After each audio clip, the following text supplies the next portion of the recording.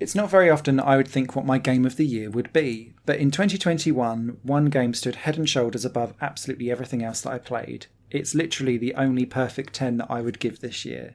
And that game is It Takes Two. It Takes Two is a cooperative and collaborative 3D action adventure platforming puzzle game. Yes, that's a lot of genres, but I'm purposefully, intentfully putting those all in up front because Hazelight, the developer that makes this, has a habit of making 5-minute set pieces around very specific mechanics, rinsing them dry in a really well tightly rounded section, then disbanding those mechanics never to return to them again. And with It Takes Two, it does the same thing, but times 100.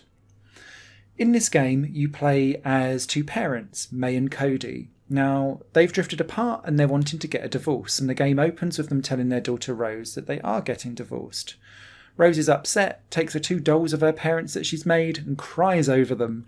And with Dr. Hakim, who is their kind of magical book of love, he sets off a spell that transports May and Cody into these two doll characters in a bit like a Honey, I Shrunk the Kids moment. Now, what that means is that they need to work together to get back to their normal bodies and normal selves. And these challenges are constantly set out by Dr. Hakim with his Book of Love, constantly screaming at them that they need collaboration to work together and get through things. And this puts out the emotional gut punches that will come throughout the entire game. Because you know of all of these different layers of emotion of they love each other, but they hate each other, but they love each other, but they've got a daughter, and it's all complicated. And so as you're working through together, the story continues in the background through fantastic voiceover work as you play the game. Yes, there's some big narrative sections and some big story beats, but it's taking place as you play the game, so you feel like you're invested and lived in and part of this family, trying to piece together back this fractured life that you have. One of the beauties of this is that It Takes Two has fully rounded characters who aren't afraid to show their warts and all. They have strong points and good parts to their characters, but they also have flaws, and It Takes Two is very happy to explore all of those, quite often making mini-game sections out of them. And so that's part of the fun, is seeing all of these like personality traits as well as the world that you're in really come to life in a way that makes personality, characters, and nostalgia and pop culture all playable. So that's a lot of words. What does this actually mean when it comes to gameplay itself? So Cody and May are totally playable in like a normal 3D platforming and adventure puzzle game. So you're moving around, you're able to jump, dodge, roll, so on and so forth. But you always have this contextual action button. And it's here where a lot of the gameplay changes up over the course of the game. So it could be that in one area, for example, your action works like a gun. So it could be that you're shooting stuff like water to make plants grow, and then the other character's got a skive to hack it down again. It could be that you're shooting glue, and then you're going to fire the other character out and they get stuck to it so that they can create platforms for the other one to climb. It could be that the action is for wings or for bounce pads, or it could be that you've got hammers and screws and you need to work together to create and build something that moves platforms around. It could be that it's actually you driving and it's about either driving around somewhere on like Scalextric tracks, or it could be that you're doing a rhythm game, or it could be that you're skating down a hill and you're wanting to do jumps and stunts as you go along. That context changes up constantly all the time, and the beauty of this game is that it works a mechanic through, particularly from a puzzle perspective, so that you get introduced to what this new action is. Then you'll see how it needs to work together to like help advance people through, and then slowly over like a 5 to 10 minute period it will up the ante of each of these puzzles so that you have to get into a flow state of rhythmic like back and forth between each other to make things work. A lot of the difficulty around It Takes Two is that some of the puzzles will require specific timing, because it might be that one thing holds open a door that is slowly closing, and so you need to be able to do both things together at the same time to then kind of jump, sprint and slide under the door within time to get through to a new area. And so you must work together. And what I found playing this remotely through lockdown with my partner was that we were so intent on listening to the story that we'd forget to communicate with ourselves sometimes, and then we'd cause ourselves issues and problems. As you go through all of these different areas, obviously the puzzles transition and change up constantly all the time. So it could be more platforming with like bounce mechanics, jumps, rotating platforms, all of that kind of stuff. Or it could be puzzle related, like turning on and off lights, moving platforms, building structures, all of that kind of stuff. But there's also 25 specific mini games that you can find slightly off the beaten path for you to unlock and just play as 2-player mini games. And these are really well fleshed out and great fun too. Racing game where you're going around on ice to throwing icicles at each other. There's a shuffleboard style game. Then you've got other things like Whack-A-Cody, where it's like whack-a-mole, and quite a lot of these mini games are inspired by what I would call village fate games. There's one where there's like a batting thing where it's like a 2D fighter, but you're just kind of spinning a bat around, and it's whoever kind of hits each other first can kind of knock each other out.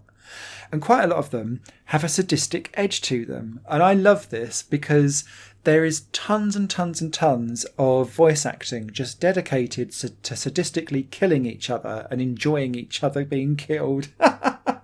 And slowly over the course of the game, as Cody and May start to work together, it gets less about being antagonistic to each other and aggressive and angry, and more nostalgic, thoughtful, realising that underneath the hate there is still a layer of love, and perhaps they can uncover that layer of love and get back on track again if only they appreciated each other more and stopped getting lost in the mundanity and complexity of everyday life.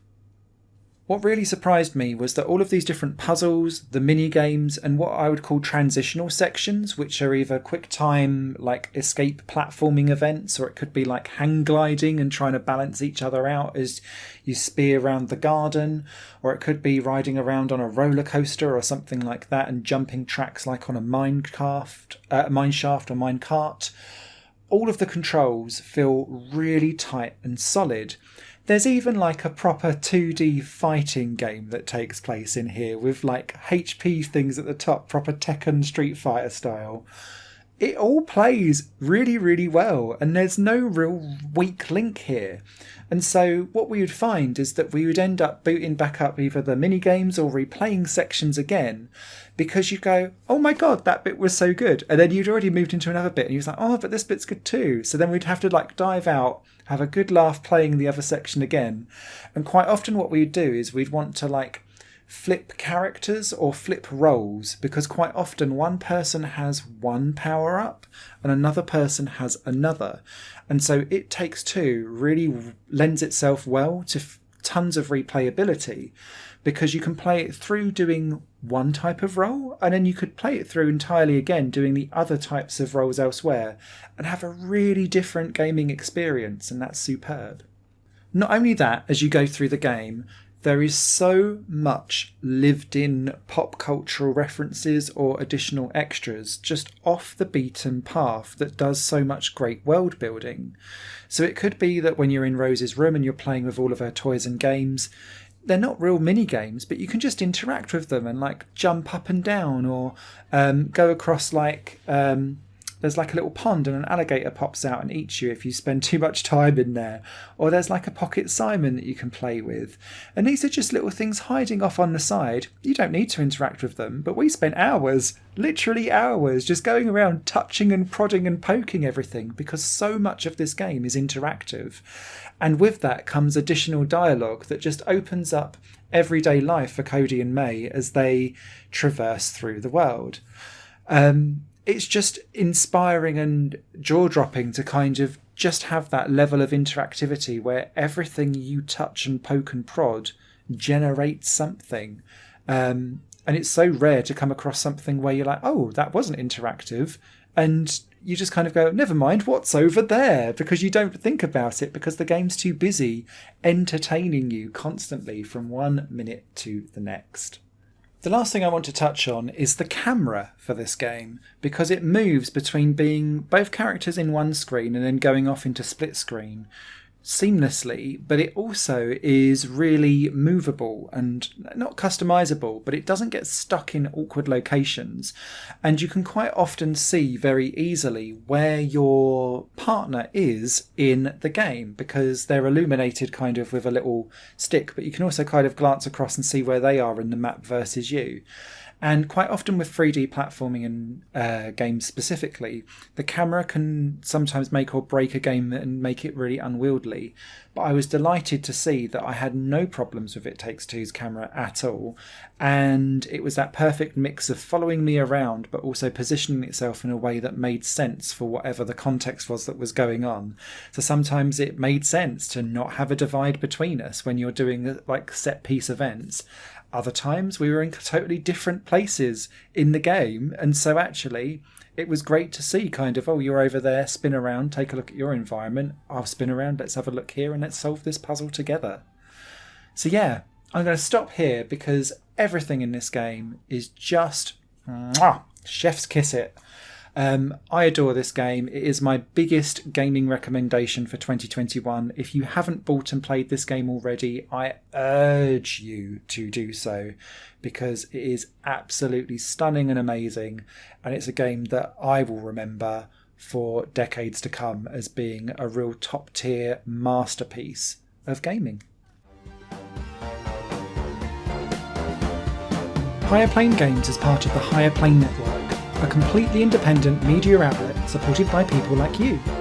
The goal is to create the best possible content that cultivates a richer indie scene for games as well as music and entertainment. To find out more and to get involved, visit patreon.com/higherplane network. Your support makes all the difference, and in return you'll gain access to bonus content and downloads. Thank you for watching.